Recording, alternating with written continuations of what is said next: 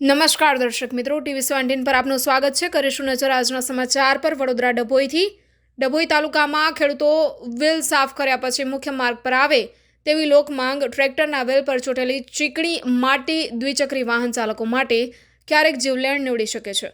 ડભોઈ તાલુકો ખેતી કરવા માટે ઉત્તમ તાલુકા તરીકે ગણાય છે. વડોદરા જિલ્લામાં મુખ્યત્વે કપાસ, ડાંગર, જુવાર અને બાજરીની ખેતી થાય છે.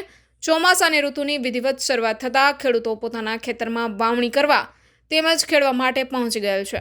ખેડ પ્રવૃત્તિ પૂરી કર્યા પછી તેઓ પોતાના ટ્રેક્ટર ખેતરમાંથી બહાર લઈ મુખ્ય માર્ગ પર આવે છે. ત્યારે તેના ટાયરો પર અને અન્ય જગ્યાએ મોટા પ્રમાણમાં ચીકણી માટી ચોટેલી હોય છે.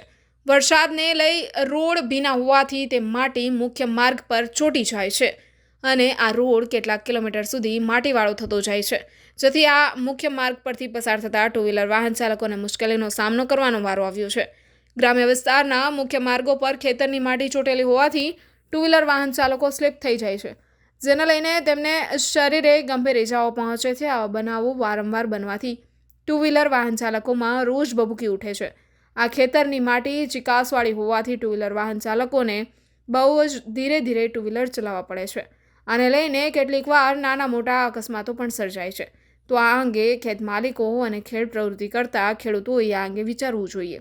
તેઓએ ટ્રેક્ટરના ટાયરો સાફ કર્યા પછી જ મુખ્ય માર્ગ પર આવવું જોઈએ, એ આજના સમયની માંગ છે. ખેતી પ્રવૃત્તિ કરનાર તેઓના ટ્રેક્ટર પાછળ લોખંડની ટાયર સાથે જે રિંગ લગાવવામાં આવે છે અને પાછળ લોખંડના દાંતીવાળા ઓજાર લગાવવામાં આવે છે, આ બંને વસ્તુ લગાવેલા ટ્રેક્ટરના મુખ્ય માર્ગ પર લઈને ના નીકળાય એવા નિયમો આરટીઓએ જાહેર કરેલ છે.